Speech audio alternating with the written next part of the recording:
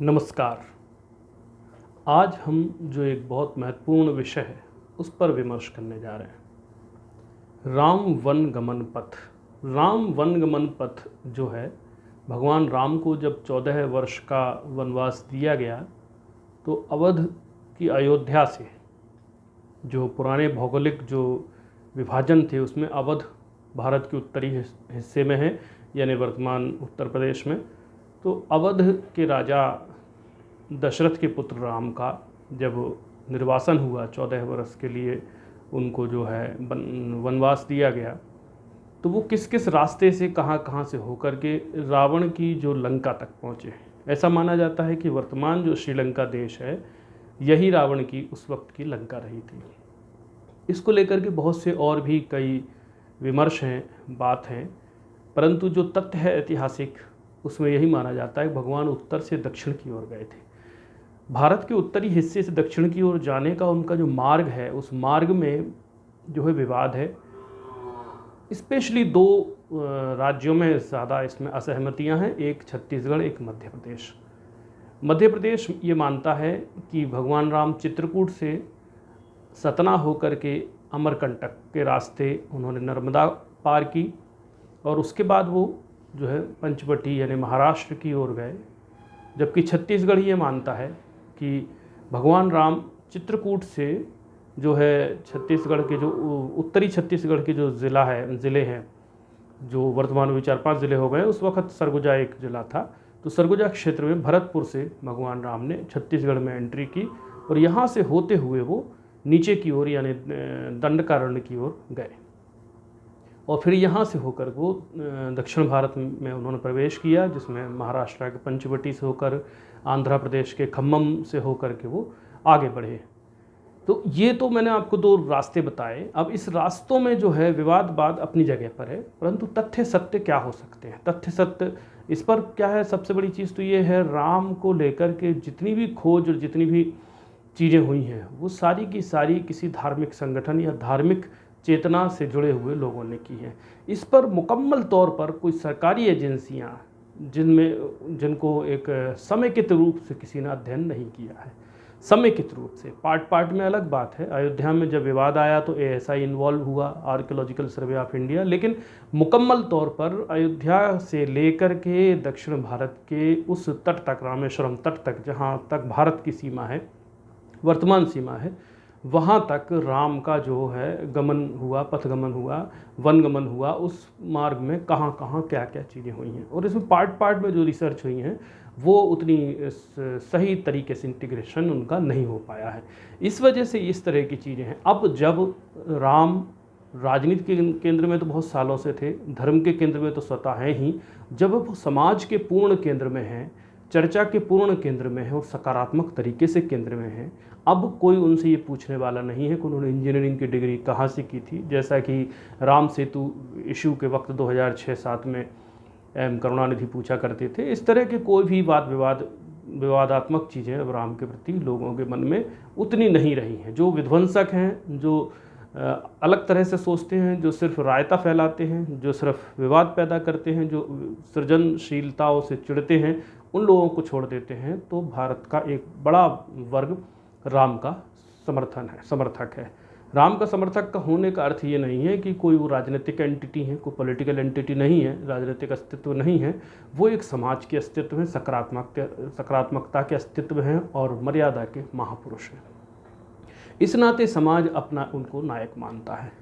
तो राम को लेकर के अभी हाल ही में जब अयोध्या में भगवान राम के मंदिर की कवायद शुरू हुई है, नींव पूजन होने वाली है, तो छत्तीसगढ़ सरकार ने, भूपेश बघेल मुख्यमंत्री ने भी राम को एक बार कांग्रेस के जो कोर्ट है उस कोर्ट की तरफ से थोड़ा सा उन्होंने राम की फेवर में बैटिंग शुरू की है। पॉलिटिकल शब्दों में अगर हम बात करें तो ये बैटिंग जो है, इस बैटिंग ने फिर से उस तथ्य को एक बार फिर से जो है चर्चा में ला दिया है, जो तथ्य कभी रायपुर के निवासी और राजनेता बीज निगम विकास निगम के जो हैं पूर्व अध्यक्ष श्याम बैस, जिसकी वकालत कर रहे हैं कई सालों से, रमेश बैस के भाई, जो कि त्रिपुरा के राज्यपाल हैं रमेश बैस, उनके भाई तो वो एक लंबे समय से इसकी वकालत कर रहे हैं, एक राम वनगमन मार्ग की बात कर रहे हैं। इसको लेकर के पूर्व सरकार ने भी कुछ प्रोजेक्ट्स तैयार करने के लिए दिखावा किया था, परंतु वो कोई भी ज़मीन पर नहीं आ सके।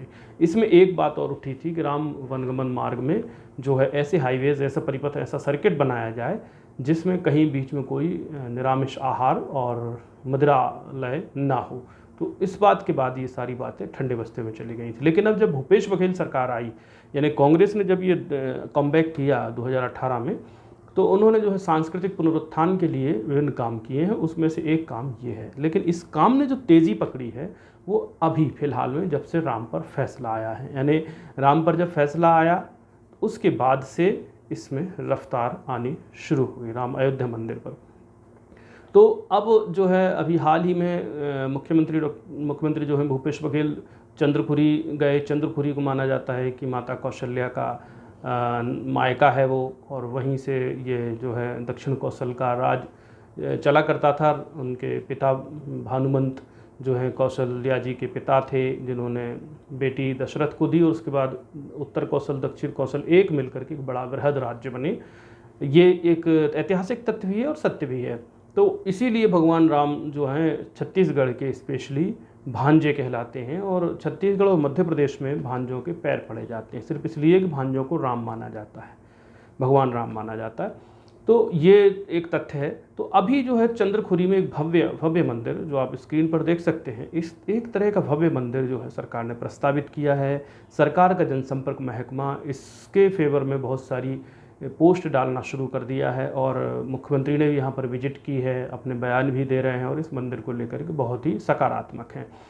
रायपुर से बहुत ही नज़दीक में चंदखुरी ग्राम में माता कौशल्या के बहुत ही दर्शनीय मंदिर, बहुत प्राचीन मंदिर है, और भगवान राम के ननिहाल के रूप में हम सब जानते हैं।